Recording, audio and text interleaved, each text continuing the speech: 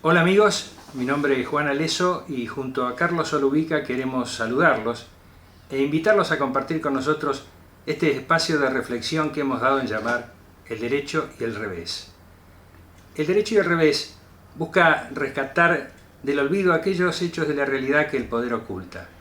Y para transitar ese camino nos acompaña hoy Alejandro Taruela. Alejandro es poeta, escritor y periodista. Tiene un posgrado en la Universidad de Chile en comunicación. Ha trabajado en distintos medios, Clarín, La Nación, Primera Plana, Panorama, la revista Humor. También en los medios radiales y televisivos como Radio Nacional de Suecia, Radio Rivadavia, el Canal 7, el Canal 9, donde fue creador y productor del Reporter Eso, y es obviamente autor de temas políticos, de análisis político. Y con él, bueno, vamos a transitar este camino que hoy nos ha dado la oportunidad de compartir contigo. Gracias, Alejandro, por estar con nosotros. No, gracias Juan y gracias Carlos.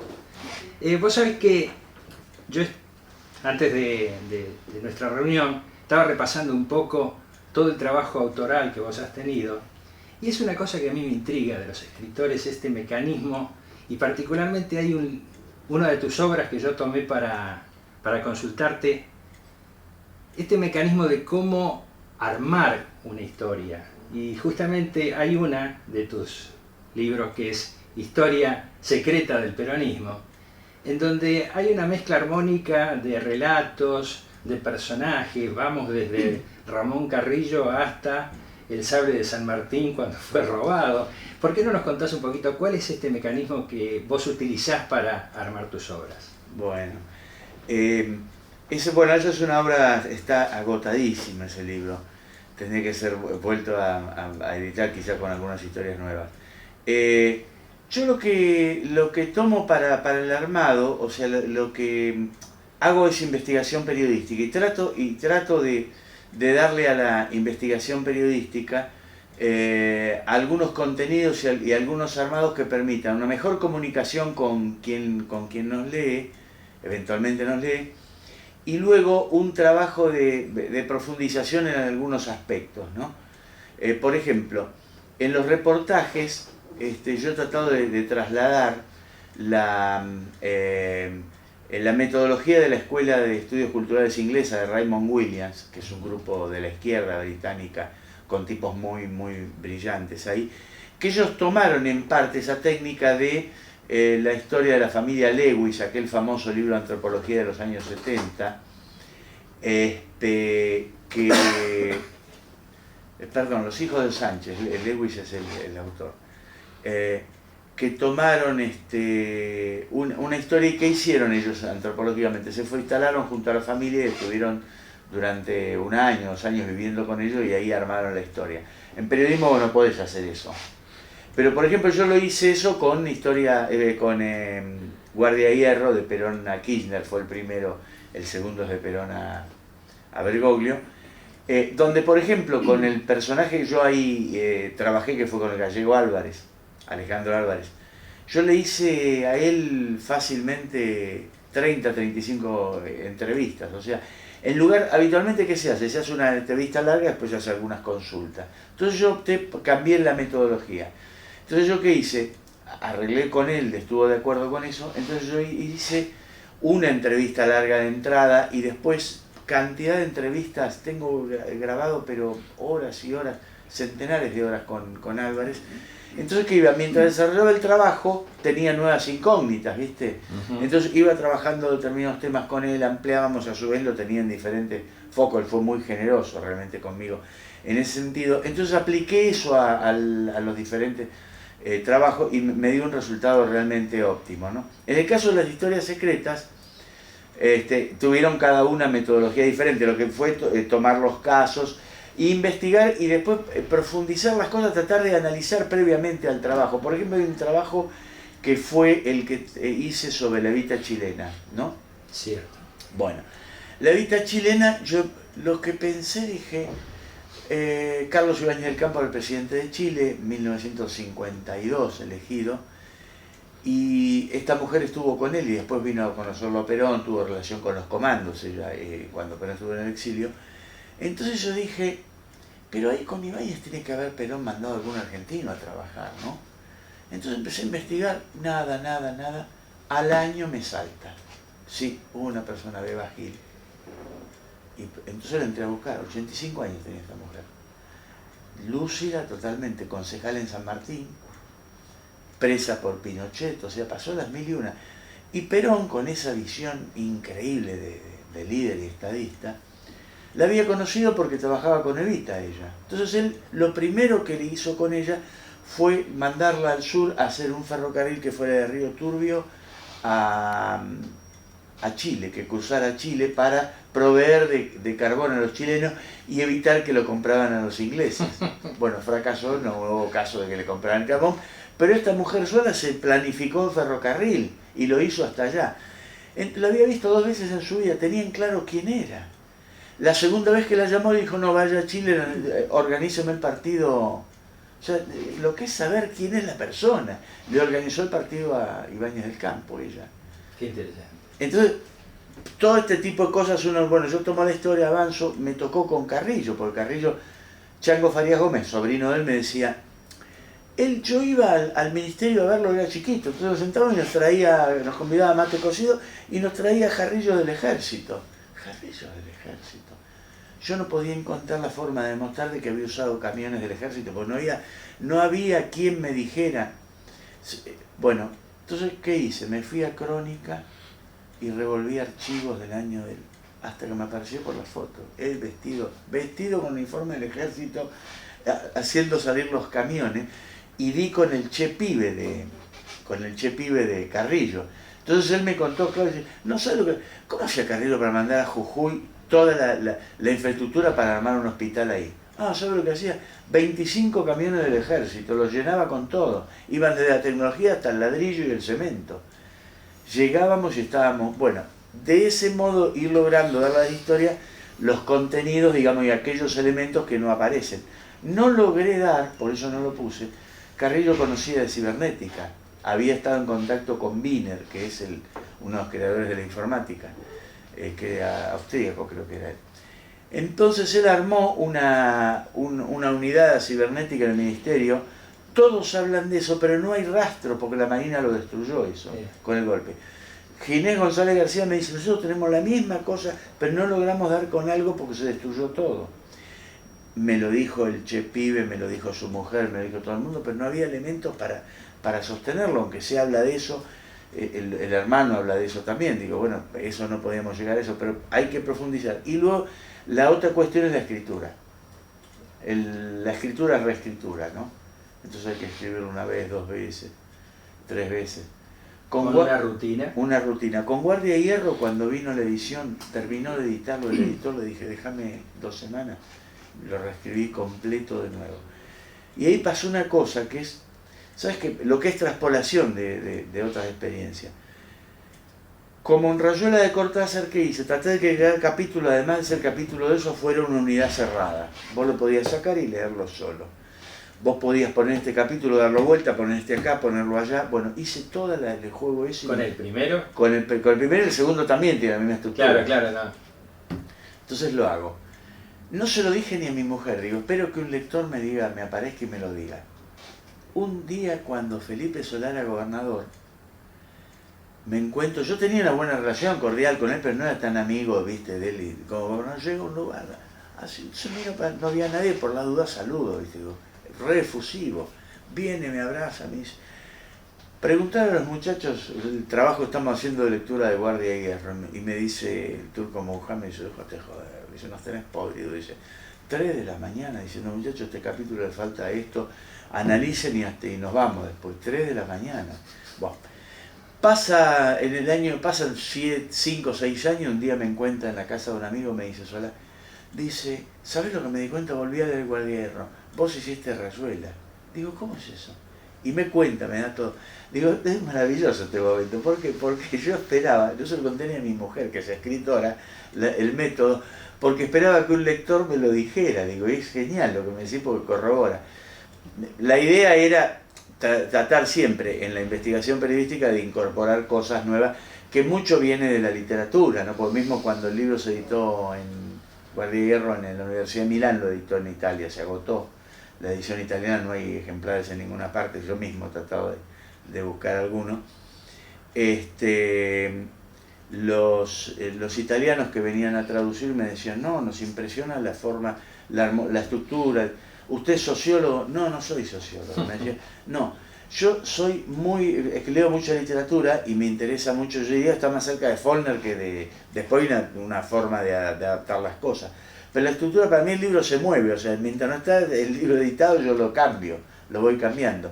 Y en este caso en Guardia me dio, porque aparte el peronismo es una experiencia de movimiento, es puro movimiento, de manera que nada se mantiene en su estado natural más de 5 minutos, ¿no? Con buena suerte. Entonces, en ese sentido, ese trabajo lo hago permanentemente con los diferentes libros que me van tocando en suerte, ¿no? Bueno, ahora nos comentabas, antes de empezar la entrevista, que estabas por volver a editar con algunas modificaciones y algunos agregados este libro de la historia de la sociedad rural argentina, que ahora lo vas a llamar Historia Política. Exacto, de la sociedad rural.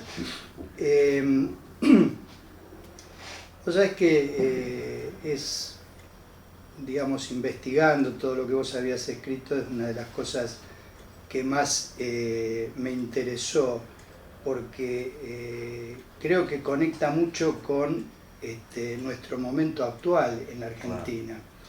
Claro. ¿En qué sentido? En que seguimos a lo largo de las décadas discutiendo más o menos las mismas cosas en cuanto al modelo de país. Sí. Entonces, yo te quería hacer varias preguntas sobre ese libro, pero la primera es, ¿qué representaba en sus orígenes la sociedad rural? ¿A qué sectores y qué representa actualmente? Porque evidentemente, digamos, la estructura agropecuaria de la Argentina se ha modificado muchísimo desde esa época, desde la creación de la sociedad rural. Claro. Bueno, por una parte, como bien decía Sarmiento, la organización del país la había hecho Rosas, ¿no?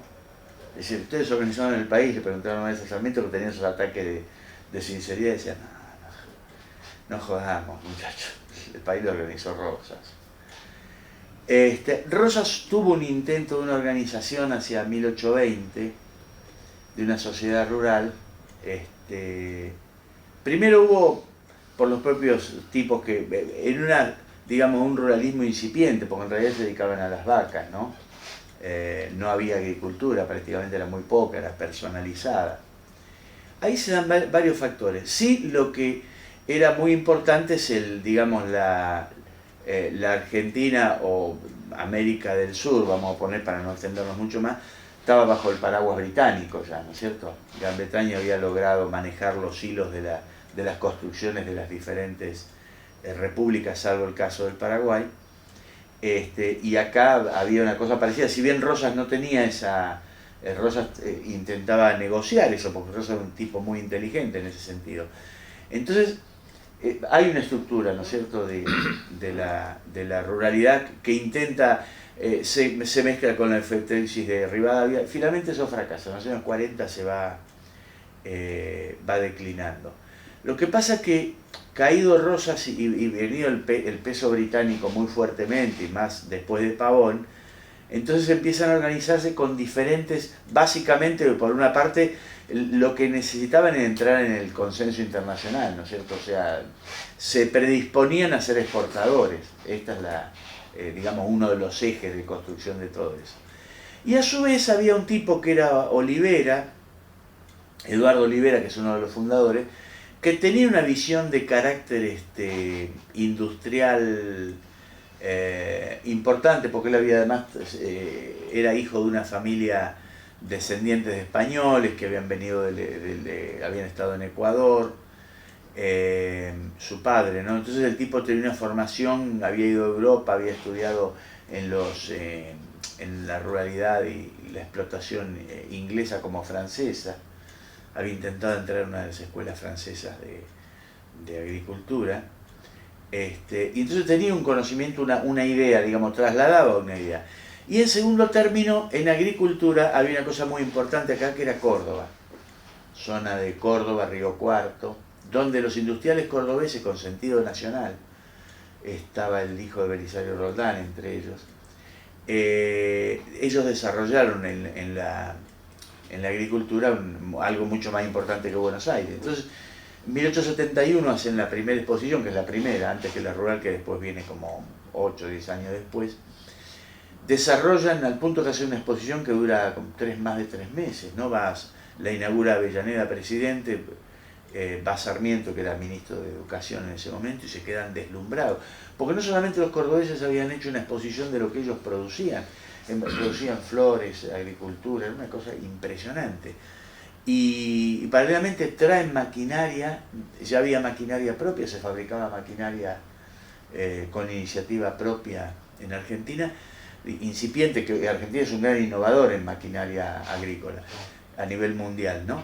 Y luego traían de afuera, había maquinaria internacional, tenían contactos, todo. Pero eso tenía un problema, tenía un sentido nacional absoluto. Se inaugura pegado con la llegada del primer tren a Córdoba, en 1871, ¿no es cierto? Que llega de Rosario a Córdoba, pues el ferrocarril buscaba la salida al puerto de Rosario. Entonces, tenía esa tesitura. Y por otra parte estaban los tipos, la familia Martínez de O, la familia Amadeo, muchos los seguimos nombrando sus apellidos, ¿no? Olivera también. Olivera también, claro. Quedó el último, uno de los últimos intendentes de Buenos Aires, Claro, Olivera, por eso ¿no? digo, sí. Que una gran persona, realmente, yo tuve ocasión de conocerlo. Bueno, y Olivera tenía una visión diferente, pero estaban los Martínez de O, estaba la masonería, estaban los Roque Pérez, los Martínez de O, que venía de una formación, una familia armada para el poder, obviamente, el peso de la masonería muy fuerte, que después esa masonería, mientras está acá armándose, a su vez es la que urde la guerra del Paraguay, y es la que va a hacer las tareas de la demolición, ¿no? Porque de acá fue Roque Pérez a Paraguay a dirigir con los uruguayos y los brasileños el desmonte, ¿no? De todo eso. Entonces, en ese arco de insertarse en el mercado mundial, es que se crea básicamente la sociedad rural, y se dio con intereses de otro tipo, porque Olivera tenía una visión diferente en ese terreno. Entonces ahí se va armando la sociedad rural, nace en medio de los episodios de la Guerra del Paraguay, ¿no? Y ellos intentan se van metiendo en el terreno de la agricultura, tanto es así que desarrollan la agricultura, desarrollan la lechería, que Argentina llega a ser un pionero a nivel mundial del desarrollo con los Casares, ¿no? Y en ese marco mismo viene toda la cuestión del tema de la Patagonia, no tan mal analizado y que le cargan a Rosas desde culpas hasta crímenes que no cometió, ¿no? Porque según para un historiador que no es de los que uno comparte totalmente sus cosas, José María Rocha, Félix Luna. Félix Luna habla de poco más de 2000 personas que mueren en la incursión de Roca, porque Roca además, como había tomado su iniciativa sobre la base de la experiencia de Rosas, lo que hacía era negociar, previamente negociaban antes de enfrentar a nadie, ¿no? Y por otra parte, había parte del ejército de Roca que eran indios, o sea que no era una cosa contra los indios, era una cosa variada, y tenían que luchar contra, que no se cuenta bien en la historia, contra el poder británico en Chile, que tenía también a las tribus metidas en eso, como el caso del cacique Perrena, el que Roca lo denuncia cuando expone su hipótesis para la campaña del desierto, ¿no? Eso se da en el marco de la sociedad rural. Y sí, claro, los ruralistas fueron quienes bancaron la campaña del desierto. Casares fue uno de los principales hombres que... Así la cobraron. ¿Eh? Así la cobraron. Sí, claro. Pero también hay, bueno, y esto, ese es el nacimiento de la sociedad rural, ¿no es cierto? En ese marco de la Argentina de aquellos años, con esa familia estaban, bueno, Rufino de Elizalde, por ahí también Gregorio Lezama, es decir, los vendedores de armas de la Guerra del Paraguay, ¿no? Estaban, en esa sociedad estaban todos, pero básicamente es ubicarse en el terreno de la exportación. Bueno, el frigorífico nace en el marco de las relaciones con Argentina, ¿no? La tecnología del frigorífico y el congelamiento nace en Argentina, en Buenos Aires. El creador de los primeros tecnologías, eso que es un francés, bueno, viene, las impone y las desarrolla en Argentina.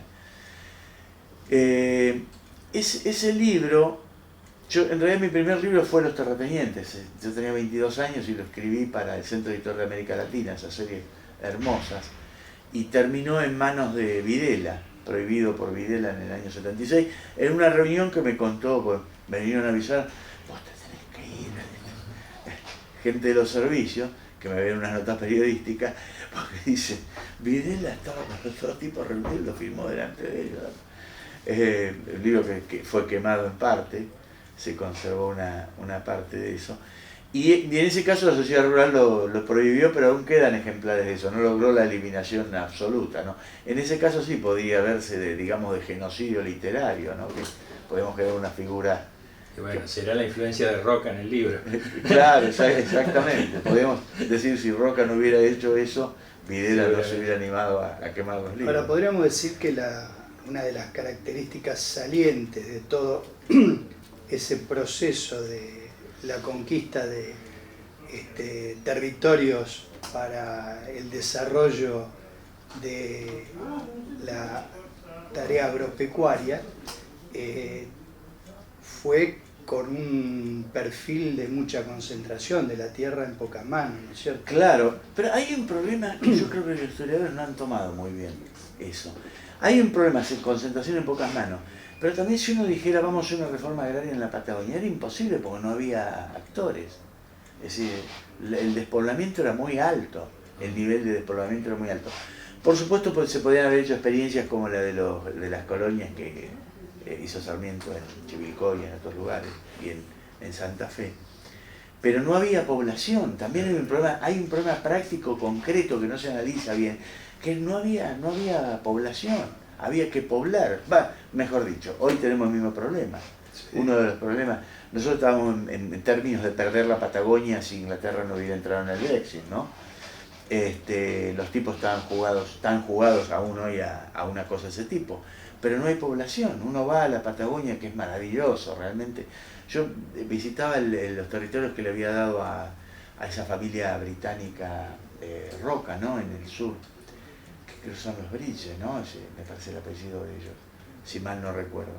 Y he estado ahí en el lugar, y yo miraba eso, miraba la entrada, está el canal de Biglia ahí cerca, la salida al canal de Biglia y todo, y yo miraba, le decía a mi esposa, mira acá, tendría que haber una universidad de estudios oceánicos, realmente, ¿no? Con una ciudad paralela que tuviera 4.000, 5.000 estudiantes, podía traer gente de todo el mundo acá, porque es un lugar maravilloso, ¿no? Lo ve, despoblación absoluta y después concentraciones absurdas como hacen en Ushuaia, ¿viste? Cuando en realidad podía haber dispersión, uno podía decir hasta 10.000 personas, tranquilamente podías hacer, las abastecés con energía de INVAP, que tienen los aparatitos con energía nuclear para 10.000 habitantes. Es realmente... Bueno, eso es un motivo de que nunca se ha hecho, nunca se ha ejercido un pensamiento estratégico y hecho un planeamiento estratégico. Claro. En Canadá, mucho tiempo atrás, vos circulabas por una ruta que no te llevaba a ningún lado porque estaba previsto que hubiera más adelante asentamientos. Claro. Ese es un criterio. El otro es, bueno, a medida que va apareciendo, que se ponga la gente donde quiera. Y entonces vos te encontrás, por ejemplo, cuando hubo un desarrollo industrial, alrededor de la industria se generaba toda una cantidad de individuos, y después la industria contaminante. O sea, criterio. Sí, sí, Lo sí. que hace falta es criterio. Quizás en un próximo... Yo creo que es la etapa que viene, ¿no? La etapa Claro. que viene, porque por otra parte también, esto justamente hablamos de sociedad rural, el papel británico, y hoy cuesta a la gente entender, cuando digo, el momento de la Argentina es muy difícil, pero tiene una situación interna muy difícil y una situación externa ideal para un gran cambio, que es que salimos del paraguas británico. Es decir, salimos del momento que yo veo en el diario que Gibraltar, territorio colonial, se terminó el Acuerdo de Madrid de 1990, que fue el de las Malvinas. Claro. Es decir, las reservas naturales están bajo normativa nuestra ahora, se terminó, ese acuerdo no existe. Los españoles lo tomaron claro y van por Gibraltar, y nosotros todavía estamos mirando a ver, y te dicen, no, pero ¿y las Malvinas te parece? No, no me parece, están para ser tomadas como territorio nacional y desarrolladas en tal sentido. Exacto. Las reservas naturales, hoy estaba viendo que están llevando mercurio cantidades a Chile desde San Juan. Claro, están desesperados porque los tipos saben que se acabó, están sobre una normativa que no existe. Están montados como si uno fuera por La su cuenta. explotación del oro. Exacto, y el mercurio están sacándolo y se lo llevan para Chile. Alemania. El destino final es Alemania. Claro, exactamente. Pasa para el otro lado y de ahí y lo exportan los británicos, ¿no?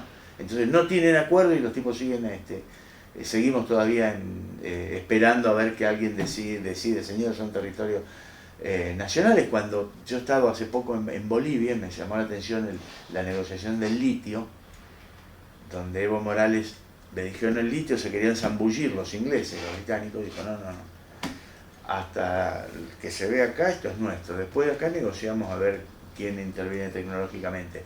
Nos vamos, bueno, se fueron, hizo una reunión de gabinete, me contaban, y dijo, ¿y qué país no ha venido acá que tiene interés en esto? Y muy sencillo, dijo, en Corea del Sur, a la semana estaban los coreanos, atrás de los coreanos llegaron los que se habían ido. Dicen, no, a ver, hemos recapacitado sobre esto. Bueno, perfecto. Entonces estaban los coreanos dicen, nosotros queremos participar. ¿Cuáles son las condiciones? Punto. Ese es así de sencillo, ¿no? Y eso se nota están haciendo 3 hospitales con tecnología nuclear para cáncer, 2 en La Paz y 1 en El Alto, la ciudad donde está el aeropuerto. En Bolivia en este momento, cuando en Bolivia una persona entraba a un hospital hace 10 años y se moría. El hospital era decir, bueno, anda a la funeraria, ¿viste? Era más, claro. Digamos, quizás tenga más posibilidad de sobrevivir. Yo recuerdo que vos en la segunda parte de tu libro, en donde incorporás a Bergoglio, hay una referente de Bergoglio, filósofa, política. Amelia Podetti. Podetti. Y ella participó, creo que era codirectora de un grupo de pensamiento justamente argentino. Sí, bueno, ella estuvo en las cátedras nacionales, estuvo en Hechos e Ideas. ¿Vos creés que podemos volver al pensamiento argentino? O sea, que se puede recrear el pensamiento argentino, porque hoy estamos viviendo en la Argentina lo que se buscó, que era decir que existía una grieta, al final la grieta la crearon.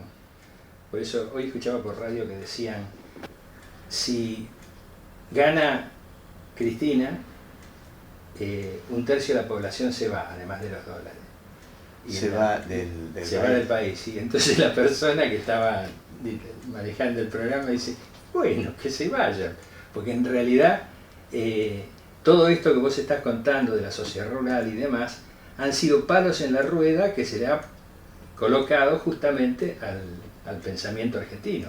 Claro. O sea, a la búsqueda del desarrollo nacional, Claro. a la búsqueda de una identidad que esté vinculada con la región. Claro. Porque en definitiva, por ahí esta gente, Olivera u otros que iban allá y se recreaban de lo que existía en ese momento en Europa, a lo mejor venían con un pensamiento más eurocentrista. No sé, seguro, estaba montado en eso, no había una visión, claro. Pero la diferencia que él tenía con los demás, que él venía con un criterio de producir, ¿no es cierto?, sobre lo que había visto Claro, en Europa. agregarle valor. Agregarle valor, exactamente. Y en general, hasta el momento que llega Roca, porque Roca termina con el patriciado y ahí por eso nace la oligarquía en ese momento, hasta ese momento los tipos era como decía Sarmiento, que ponían a pasear las vacas y después a vender lo que hubiera, nada más, ¿viste? Como era muy rico, entonces los tipos se valían. Imagínate que se produjo acá, comenzando en la época de Rosas, el tema de las ovejas, ¿no? El ganado vino, que fue un boom hasta pasado 1860. Ahí, en esa etapa... Ahí se pobló la Patagonia. Ahí exactamente, se puebla un poco, digamos, un poquito. Con eso, la llegada de los irlandeses de la crisis de 1845, cuando viene la crisis de la contaminación de la papa en Irlanda, venían acá, e incluso es más, el trabajo en el campo, Rosas había producido un sistema que estaba tan bien remunerado, que había tipos que venían a trabajar de peones para hacerse ricos. Es decir, el salario era muy alto en la época de Rosas. Entonces había tipos que venían, trabajaban mucho y se hicieron esa fortuna. Parte de eso quedó, fíjate un caso, el caso de Santa Marina de Tandil, que vino el hombre con nada y se hizo una fortuna trabajando como un burro en el campo, ¿no? Había muchos, que era de hacer la América, ¿no? Aquellos años que se hablaba de hacer la América. Entonces luego empieza, claro, los desarrollos, pero fíjate que el gran desarrollo de la iniciativa tecnológica argentina se da en las provincias, que son maquinaria agrícola, y lo hacen muchos los hijos de italianos, los tipos que vienen de países con algún conocimiento de la mecánica en ese momento. Yo la vez pasada, cuando estaba en ESMAT analizando el tema de la evolución tecnológica que se produjo en Argentina, me encontré con eso, les hice una cronología de la evolución de lo que era la maquinaria agrícola, ¿viste? Que es impresionante, ¿no? La cantidad de cosas. Más los rusos, ahora, por ejemplo, acá, como el periodismo está absolutamente amigable con el régimen, entonces pero acá ha habido, hace poquito, por ahí un mes y pico, misiones rusas que han ido a Armstrong a ver las fábricas porque los rusos admiran el desarrollo tecnológico del campo argentino, y entonces vienen a ver qué es lo que pueden ellos coordinar con la fábrica, porque por ahí las hacen producir ellos. Ellos tienen un gran desarrollo industrial en la soja, que es acá en 3 años los tipos que cultivan sojas van a tener que hacer guisos para todo el año porque se la van a comer ellos. Los chinos han ampliado la producción en Sudáfrica, pero además esto no saben los diarios acá. Los rusos le dieron una franja en el oriente ruso a los chinos para que produzcan soja, porque están desesperados para producir soja y tener un transporte corto. De acá es muy largo el trayecto. Entonces todos estos señores que no hacen, que se dedican, yo he conocido muchos de esos empresarios que viven en Europa, Dejaron de llevarse la vaca. Eso. Ahora se llevan las exportaciones. Ha habido un caso de una familia de apellido vasco, de los vascos que recibieron las tierras de regalo fines del siglo XIX, que ellos eran de Casares, creo, me parece que eran de Casares. Tenían una estancia, entonces la familia vivía en Europa, entonces llamaban al tipo que liquidaba las cosechas y le decían, mándame, no sé, $30.000 a la cuenta de París, y bueno, seguían viviendo con eso. Ahora, como empezó la cosa a deteriorar, que se empezaron a robar entre ellos, esto pasó en los años de la dictadura, que aparecieron algunos apellidos célebres tipo Moreno, Saavedra, metidos en los robos, se robaban entre ellos a alto nivel. A esta familia le hicieron la fortuna, porque los tipos venían, se asociaron con el empresario que les manejaba las cuentas y todo, y los dejaron. Cuando llegaban ellos a la estancia a ver qué pasaba, la estancia estaba embargada. No era de eso. Y le habían hecho, claro, como los tipos le seguían dando la plata, siempre a veces quedaban $2.000 colgados, $5.000 colgados, los pagaban con intereses después, ganaban tanto que ni se enteraban. Entonces el tipo, ¿qué hizo? Produjo una deuda, con la deuda le embargó la estancia y los dejaron en la calle. Ahora, Alejandro, a mí me interesaría que nos des un poco tu visión sobre este problema, digamos que es una discusión, como te decía antes, desde siempre en la Argentina, que es la contradicción entre un país basado exclusivamente en la actividad agropecuaria o centralmente en la actividad agropecuaria, con la industria, digamos, en un papel secundario o casi inexistente, y la visión que dice no, un país como la Argentina no puede vivir solo del campo, tiene que tener desarrollo industrial y ahora también agregamos desarrollo de las nuevas tecnologías, por supuesto, Claro. ya no es solamente el concepto industrial tradicional. Y todavía hoy tenemos esta discusión, porque el actual gobierno, Macri no se cansa de decirlo, piensa que con una excelente cosecha nos salvamos. O sea, una idea tan antigua como esa sigue existiendo hoy. Claro. Una cosecha Sí, nos en este puede momento salvar. está, exactamente. ¿Por qué no nos hablas un poco de eso? Porque de alguna manera vos dijiste, en los comienzos los que se dedicaban a la actividad en el campo, algunos de ellos tenían una visión de la necesidad del desarrollo Claro. industrial. Y sobre todo en las provincias, todo lo que contaba de Córdoba, ¿no? Eran empresarios nacionales esos. Entonces ya tenían desarrollo agrícola importante, lo que después se desarrolló acá también, empezó con el trigo, después siguió con otros productos, ¿no? Bueno, yo creo que por un lado me parece que esta etapa política se terminó. Estamos viviendo, digamos, en realidad para los que tanto agitan, ¿no? No hay que volver al pasado, digo, no tenés necesidad de ir al pasado, estás viviendo en el pasado. Es decir, esta etapa de Macri, que ya yo creo que está prácticamente semi-ido de la presidencia, es una etapa del pasado, estamos viviendo una etapa del pasado. ¿Por qué? Porque a partir de que en América hispana gana las elecciones en México López Obrador, hay como una recomposición del ideario de lo que es el continente en función de una organización que se está dando también en Oriente y en Europa. De algún modo el Brexit para nosotros representa un episodio muy importante porque es el fin del paraguas británico sobre la historia argentina. Entonces, ¿qué es lo que me impresiona? Una de las cosas que López Obrador dijo cuando asumió en México fue, bueno, nosotros somos México, pero somos América Central. ¿Qué es? Esto yo recuerdo que Perón hablaba del continentalismo. Sí. Entonces, la Unión ponía como ejemplo la Unión Europea. Cuando López Obrador está diciendo eso, está ubicándose en el continentalismo.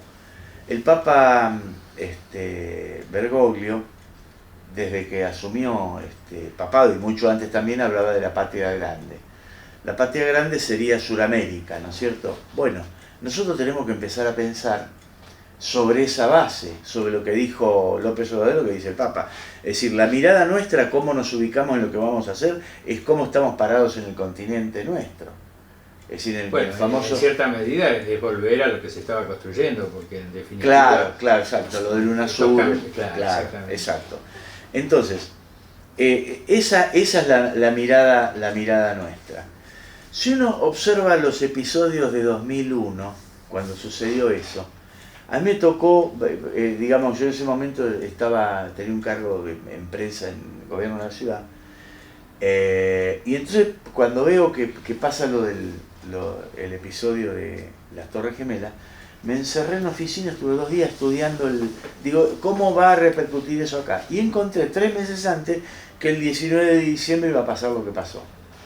Entonces fui y lo transmití. Estaba el intendente Ibarra en ese momento, me dijo que eran cuestiones de delirio de novelista, hasta que el 19 de diciembre me entraron a llamar desde la 1:00 de la mañana y decían, a ver qué pasa.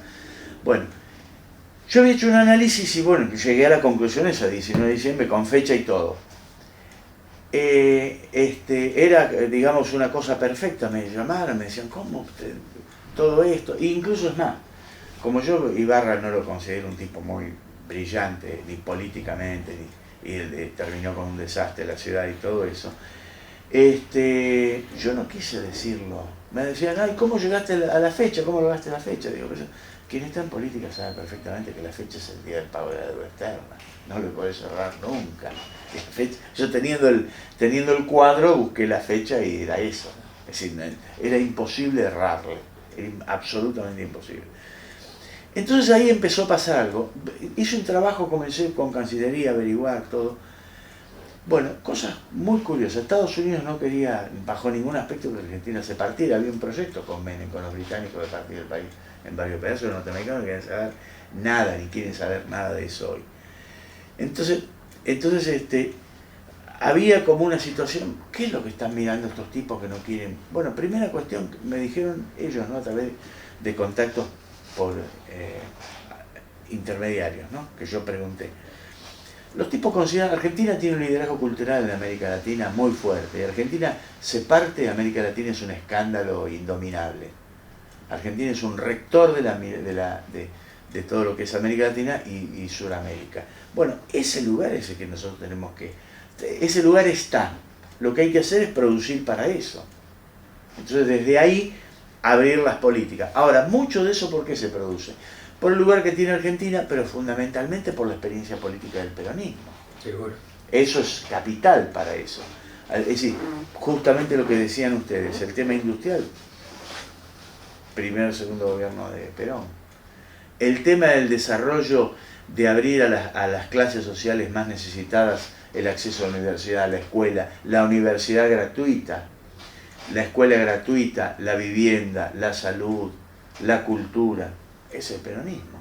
Entonces, ese es la matriz donde nosotros estamos parados y lo que nosotros tenemos que desarrollar en adelante. Si además se rompe el paraguas de británico que nos sostuvo más o menos de Trafalgar para esta parte, nosotros tenemos una oportunidad histórica de poder realizarlo. Y por otra parte tenemos además la base del ideario que está conformado por el conjunto de las ideas del peronismo, a los que hay que agregar, por supuesto, estos pensadores, el caso Amelia Podetti. Amelia Podetti tiene un aporte fundamental, yo lo sintetizo en una idea de ella que es genial, que la tomó el Papa Juan Pablo II y la tomó Bergoglio, que es América es lo que, digamos, determina, lo estoy diciendo con palabras propias, determina la universalidad. La universalidad, claro, sí.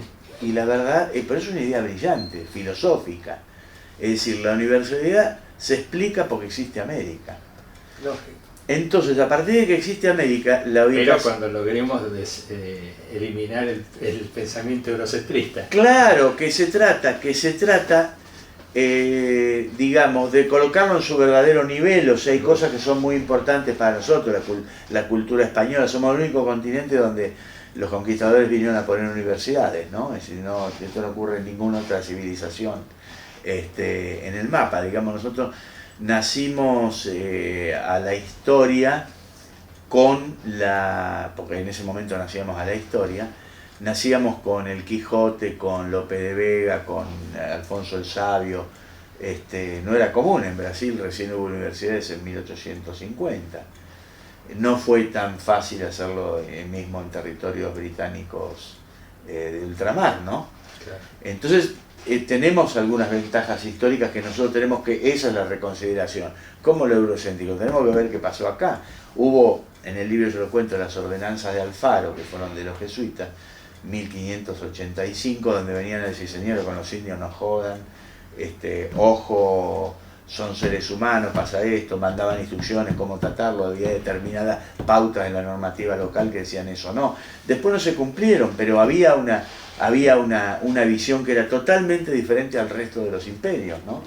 Ya que estás hablando de ella, vos señalás que fue una influencia importante en Bergoglio desde el punto de vista del pensamiento. Sí, claro. No solo el haber estado vinculado con Guardia de Hierro, sino el hecho del pensamiento de Podetti.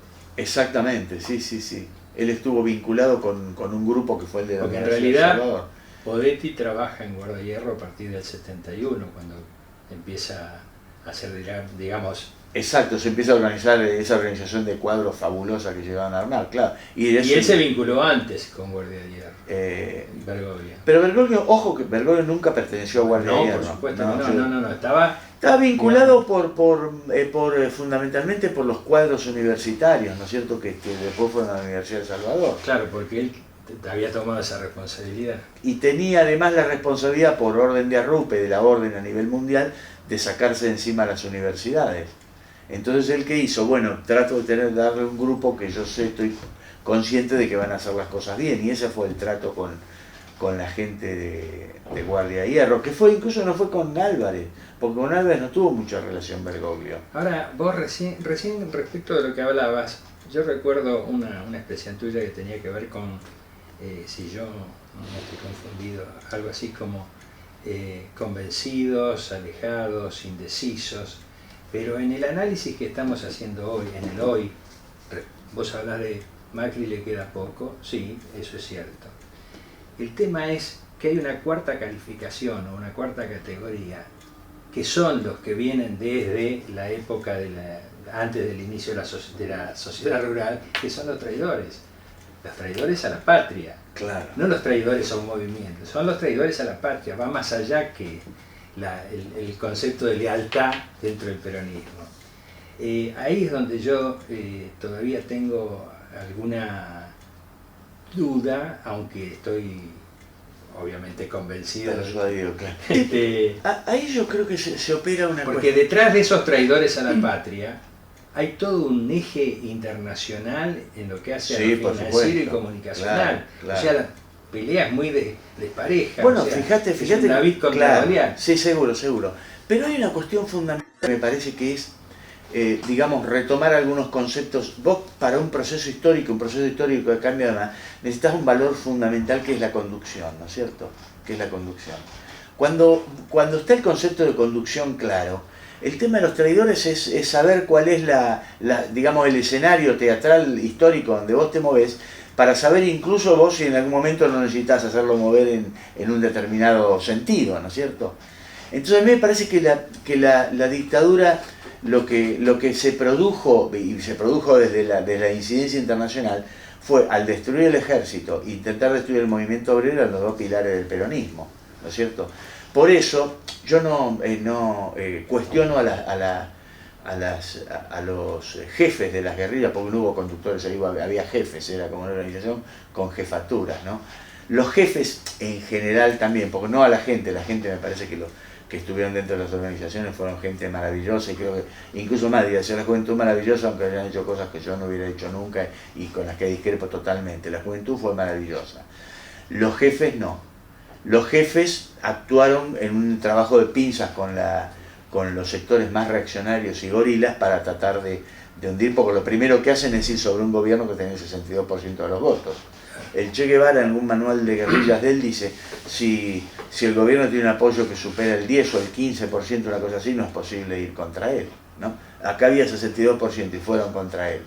En una pinza donde además, claro, como intervinieron las organizaciones internacionales, se produjo eso. Ahora, el general había muerto, era una pérdida, digamos, pesadísima, como la que tuvo que soportar Perón cuando muere Evita, ¿no? Que él además, Cernadas Lamadrid, el dramaturgo, decía, nadie considera además lo que perdió Perón. Perón había perdido además el amor, ¿no? Una cosa, eso era parte del estado que él se decía como estaba él, ¿no? Entonces, en este caso, ese trabajo en pinza determina la destrucción de muchos modos de pensamiento, que vos bien decías, hay que recuperar un pensamiento nacional, que además está ahí, porque está lo de Amelia Podetti, tenés cosas, y sobre eso tenés que escribir y reescribir cosas para ir logrando una profundización, la que necesitamos para lograr las herramientas que nos van a dar el lugar al cambio, ¿no? Entonces, conducir en épocas difíciles como esta significa que cada uno tiene su bastón en la mochila, ¿no? Hay momentos donde tiene que conducir uno frente a determinadas situaciones. Entonces hay que crear la conciencia de eso, mirar dónde está el centro, cómo se dirige, quién lleva la vía, y ante la situación X yo tengo que proceder como esto. Mucho de eso se produce porque nosotros necesitamos empezar a esclarecer algunas ideas. ¿Cuál es la base del ideario que tiene este sistema político hoy? El mercantil, o sea, volvemos a lo mismo, seguimos en el pasado, estamos en 1700, ¿viste? Es un pensamiento mercantil que mira al puerto, que mira las exportaciones, y donde la política actúa ya ni siquiera como un gran exportador, sino actúa como si fuera un kiosquero. Actúa a ver qué quiere qué tiene, a ver qué hacemos. Hago que me acerco, pero cuando te das vuelta va el puñal, es decir, toda una estructura. Bueno, eso hay que superar eso. ¿Con qué?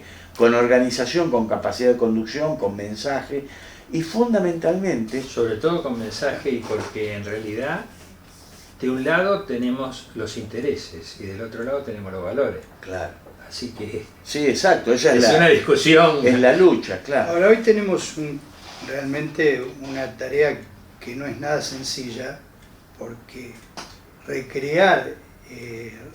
revivir el pensamiento nacional, lo debemos hacer en el marco de una deformación cultural muy grande,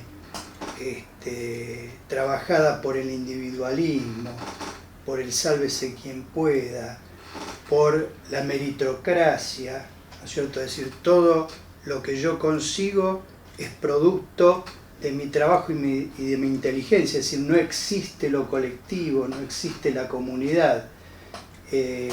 Tenemos una tarea por delante, sí, por supuesto, sí. Porque claro que las bases del pensamiento nacional están, pero se ha inficionado en la sociedad un tipo de cultura o anticultura, tal vez deberíamos llamarla. Sí, contracultura. Contracultura, sí. Por la cual pareciera que, y además muchas de las tecnologías actuales refuerzan eso, todo pasa por lo individual. Es decir, no hay una visión de lo colectivo, no hay una visión del otro. Sí, vos tenés eso, pero también tenés que cuando el movimiento obrero de pronto llama a una jornada como la de Luján, te encontrás con que te aparece actores que vos no estaba previsto que estuvieran. Las marchas, ¿viste? Las marchas, cantidad de gente que va por la suya, que está buscando ese horizonte común, ¿no es cierto? Y ahí yo iría al Papa, porque el Papa habla, no le da tanto valor a la ideología, sino al gesto, es decir, el tema de la vida cotidiana, ganar ahí. Me parece mucho que es volver a convivir en... Ayer el otro día me decía un compañero una cosa, me decía, vos fijate una cosa que la vez pasada había cocinado en la casa quijada, ¿no? Quijada que sale 2 centavos el kilo. Entonces me hice un guiso en mi casa, estaban todos enloquecidos, cocina muy bien este compañero. Dice, y me había salido, no sé, 30 pesos, 40, no se podía creer el precio. Era exquisito. Ahora, perdimos también, me decía, muchas de las cosas, porque, por ejemplo, ¿quién se le ocurriría comer corazón? Dice, comer corazón, digo, bueno, yo como corazón, porque me encanta, y además como he sido muy pobre, esas cosas, pero lo hago porque me gusta, sí. Me gusta, pero es cierto. Y la razón por la que comemos achuras y en Europa no les interesa. Claro, a las achuras cuando yo era chico vivía en el campo, y los frigoríficos las regalaban. Por eso. Y entonces los chicos del barrio las iban a buscar y se las vendían a pocos pesos, pero te vendían la molleja, el riñón, los chinchulines. Venían a la casa el chico y se le compraba, pero no era nada. Y hoy valen el mismo precio que la carne, ¿no es cierto? Sí, un cambio. Entonces me parece que hay una tarea muy grande de recuperación de la vida cotidiana. Decir, bueno, muchachos, vamos a reunirnos, hagamos una mesa, hacemos un guiso carrero, aquello que todavía, que uno lo ve muchas veces entre las comunidades, que va a ser muy importante en la reconstrucción de Argentina, en el caso de los bolivianos, que uno se juntan en esos picantes de pollo, donde con comida para 3 comen 40, ¿no? Una cosa, y que nosotros eso lo tenemos en el interior, todavía en el interior se mantiene en Gran Buenos Aires mismo, por el asado común, digamos, aquello que veíamos que se veía en la construcción. En la construcción estaba el asado, ahora eso es otra cosa. Ahora está la escoba, porque la escoba es cuando no pagaba el asado el que debe terminar ahora. Claro, exacto. Entonces hay una necesidad, pero también hay valores y hay una cosa que es muy importante. Nosotros contamos con uno de los 4 personajes más importantes del mundo en materia de negociaciones internacionales, que es el Papa. Tenemos ese valor y a veces, sí, yo creo que se le da, hay gente que, una mayoría yo diría que casi en silencio le da la importancia que tiene, pero hay gente que no, que se pone a cuestionar y dice, mira, qué bárbaro, están en Armenia, se evitó una guerra, ¿quién estaba? Francisco. En Italia, en Lampedusa, fue y puso el cuerpo él ahí, ¿quién estaba? El Papa. Yo estaba en Italia, los italianos estaban fascinados con el Papa. Cuando fue a Lampedusa les daba miedo. En Roma me decían, no, es maravilloso, porque cuando él dijo eso de que impresionante, el conocimiento. Usted es el Papa, dijo, no, yo soy el obispo de Roma. Los romanos se querían morir todos. Decían, pero Lampedusa me da miedo, decían. Siempre el temor, porque hay una cosa que en el pensamiento eurocéntrico que uno tiene que comprender de los europeos para ayudarlos a evolucionar también, que es que ellos siguen pensando que el mundo es cuadrado y todo lo que está afuera del cuadrado es un son monstruos, claro, ¿no? Sí, son monstruos, siguen todavía con ese pensamiento. Y ese pensamiento está muy metido, sí, en los sectores intelectuales en Argentina, ¿no? El progresismo, la cosa esta del populismo. Yo estoy justamente escribiendo una nota sobre el tema y aparecen tipos. Entonces yo lo que digo, vamos a hacerlo caer por su propio peso. Entonces vamos a ver, este hombre dice que el populismo nació con el fascismo, en realidad nació en Rusia y en Estados Unidos, ¿no? La experiencia de los campesinos, la experiencia del People Party, el Partido Populista, fines del siglo XIX. Entonces hay tipos que dicen, no, nació con el APRA de Haya de la Torre. Fue Mussolini y entonces lo tomó Perón. Y otros dicen, no, en realidad fue una experiencia en 1920. Y algunos que dicen Irigoyen comenzó con eso. Entonces digo, los tipos se han decidido a meter un concepto para meter todo en la misma bolsa y meten a cualquiera dentro, como sea, Perón con Mussolini, que esto, que los meten a Herrera en Uruguay, a Vargas en Brasil, ¿no? Getúlio Vargas. Es decir, cientos de experiencias, no hay ninguna. Entonces con eso empiezan a tratar de conformarte, a izquierda también, te dicen, no es tan malo ser populista, porque hay populistas que son de izquierda. Con lo que ellos tratan de recortar el espacio que tuvieron los movimientos nacionales en Sudamérica, porque son de Sudamérica en particular. Uno podría unir a México también, Lázaro Cárdenas, pero básicamente es en América Latina. Algunos lo meten a Gaitán en Colombia. Es decir, luego hay algunos que incluso meten a las guerrillas iniciales de las peruanas que nació del APRA, ¿no es cierto? Del APRA, las guerrillas que hubo Macetti en Salta. Hacen unas ensaladas increíbles. El tema es sacarte, ponerte con un concepto y decir, bueno, vos ya no sos más peronista, sos un populista. Exactamente. Y estás en igual renglón que el de Checoslovaquia, que no tiene nada que ver con nosotros. No, claro, lo que pasa Alejandro, nos quedan 2 minutos, pero como en la presentación decía, poeta, periodista, escritor. Yo recuerdo que hiciste un pequeño poema luego de la muerte de Chávez. Sí. ¿Qué te llevó a decir que no lo querías decir con las palabras? Y cerremos con eso. Sí, no, ahí, bueno, pasó con una cosa de ese tipo. También fue, bueno, me impresionó porque realmente me parece que tuvo una trayectoria muy interesante Chávez. A mí me tocó estar en una conferencia de él cuando él habló, cuando descubrió el peronismo, ¿no? Cuando descubrió el peronismo, porque le decían, tú eres peronista, pero esos hombres decían, chicos, yo no sé nada de peronismo. Entonces le empezaron a aparecer los libros y empezó a decir, hombre, es cierto. Entonces explicaba todo eso y bueno, y el sufrimiento, las cosas, me llevó a hacer una...